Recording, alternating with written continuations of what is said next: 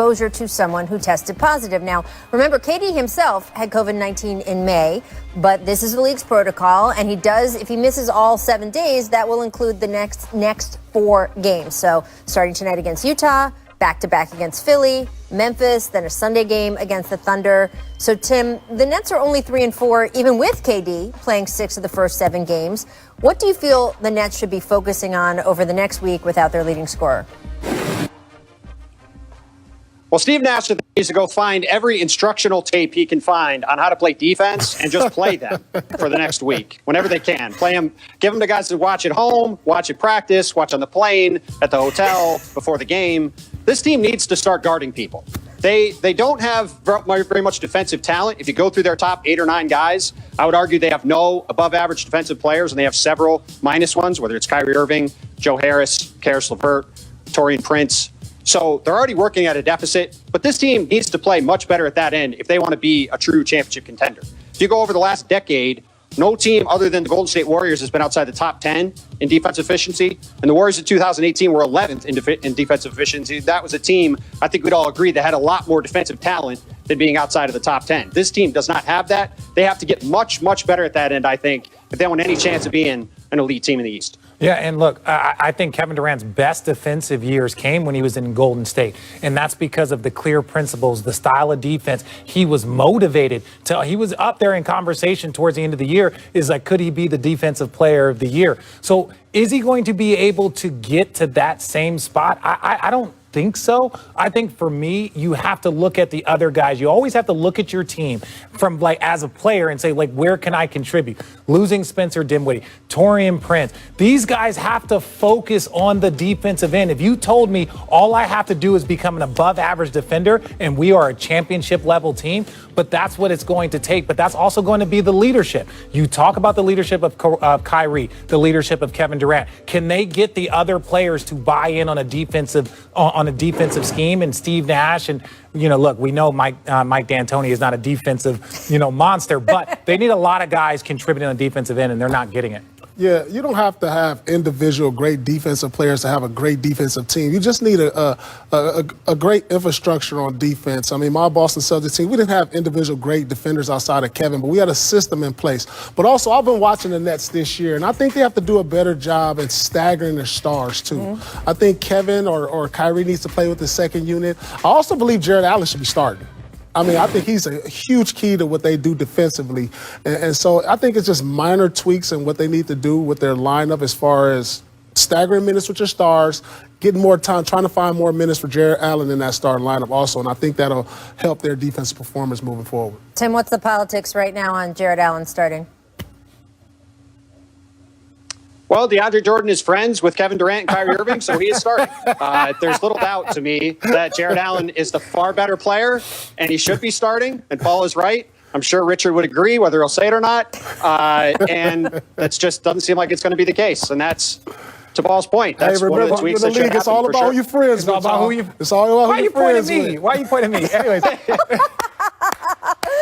That was fantastic. Tim, thank you so much for joining us. I will say that as soon as they fired the coach, DeAndre Jordan was starting the very next. Hey, listen.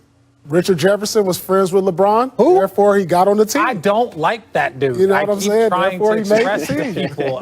He had 1 foot out the league at that point. But are you kidding? I held on as long as I could. Poor Tim has no idea what he's gotten into. Here's what the joke recommends: Celtics rallying from an early 13-point deficit to send the Raptors to 1-5 after the game. Fred VanVleet and Kyle Lowry trying to make sense of their team's slow start. This is probably uncharted territory for most of us. I know just speaking for myself, I've never been a part of something like this. But we can't hang our heads. Nobody's feeling sorry for us. I think we just need to, get a little bit more grittier, get a little bit more tougher, and a little bit more nastier, and have a little bit of a swag to us. And right now we have no swag to us. Right now we have nothing, there's nothing to us, right? We're just like that team, teams are looking at us like, all right, let's go eat. And that's not a good feeling. Tim, I mean, we're only 2 weeks into the season. And again, I want to make the point. These guys are playing in Tampa. I mean, they have been displaced more than any other team due to coronavirus. But how concerned are you about the Raptors right now? I'm really concerned, Rachel. I thought that game last night with the Celtics starting Tremont Waters here at point guard, without Marcus Smart, without Kemba Walker, playing on a back-to-back, having played in Detroit the day before, that felt like a game for Toronto to get right. Get a nice win at home, or at least their temporary home, before going out on this 4-game West Coast trip and around the team. Instead, it was the exact opposite. Fleet and Kyle Lowry said after the game, Nick Nurse, the coach of the Raptors, went basically through every bench player on the team other than Chris Boucher and said that they were not playing good enough. Aaron Baines, the starting center, got Pascal Siakam continues to look lost. So, yeah, I'm very concerned about the Raptors. It is only 2 weeks into the season, but this team does not look anything like the top of the East team that it was supposed to be coming into the season. Well, look, my thing about this team is that, look, last year when they won 15 games in a row, they were overachieving, right? Like, that wasn't probably them. They were a very good team. I think where they finished in the bubble is probably where they should have, especially given their expectations at the beginning of the year. But then now this year, I think they're just underachieving. They're not a team that should be finished second in the conference, and they're not a team that should be 1-5. So they have a lot of guys that aren't shooting the ball well, particularly well. Powell is not shooting the ball well. I think with a leadership like Kyle Lowry, they're going to be fine. But the last part is, do not underestimate losing Marc Gasol and Serge Ibaka. Yeah. Like, do not underestimate. You look at what Marc Gasol, him and LeBron James have an amazing pairing right now, and then you add that the way Serge has fit with the Clippers. So you can't look at those two guys and say these guys are fitting great with championship teams and think that Toronto's not going to have a drop without them. Yeah, absolutely. Two starters to a championship team. Well, Paul, let me ask you a question. Toronto keeps being mentioned in the James Harden rumors. Masai Ujiri, remember, took a flyer on Kawhi Leonard, and even though he didn't stay, it paid off for 1 year. Do you think they should kick the tires on that more, Paul? James Harden? I mean, anything they can do to kick the tires in Toronto, I help. I mean, shoot, but it looked like they pushing that flat tire over there. But they are who I expected them to be. When you lose Kawhi last couple years, you lost Marc and Serge. It may be time to start thinking about trading Kyle Lowry. I mean, he's an aging vet who still can bring some value to a veteran team. Siakam he's one of the ones playing well at the start. Yeah, he's playing solid. Siakam has been struggling. Yes. I mean, but he's their young star. He's who they have invested in, and start building around him. Lowry, he's a guy that can help people right now. He can help a contending team. So if I'm Toronto, I'll look at probably start to rebuild after losing all these veterans within the last couple years. Yeah. I hope that Kyle stays in Toronto just because I like it when a player bonds with a franchise the way he has. I will say that I would expect the Clippers to be pretty aggressive on trying to go after. They need more of a floor general. If guys like that start to become available, I'm curious which teams they will be visiting and whether Toronto is one of them. All right, Paul, I want to switch over to the Celtics because with that win last night, they moved to 5-3. How encouraged are you by their start? Well, I'm very encouraged for the simple fact you don't have one of your star leaders in Kemba Walker.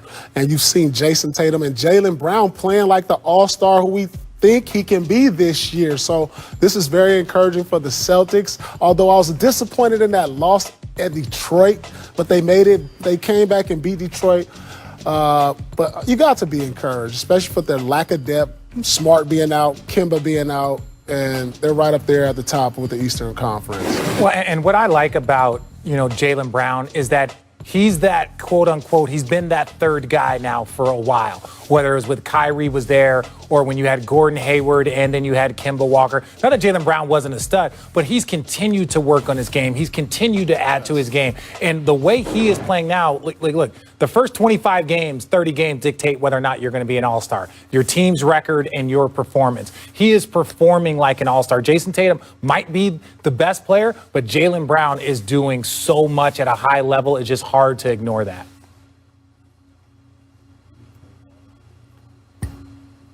The way Jaylen Brown has played. Coming into this season, he said that he wanted to take on the responsibility that came with Gordon Hayward leaving in free agency and with Kemba Walker being out. And he's done that and then some. I mean, he's been, in my opinion, one of the best players in the league over these first couple weeks of the season. He's getting every clutch basket when Boston needs it, when they get into a funk. And with this lack of depth, as Paul pointed out, with Kemba out, without Gordon Hayward, relying on a guy like Peyton Pritchard, who had a huge game last night against Toronto. They need Jaylen Brown and Jason Tatum to play like this every single night to win. So far, they've been doing that.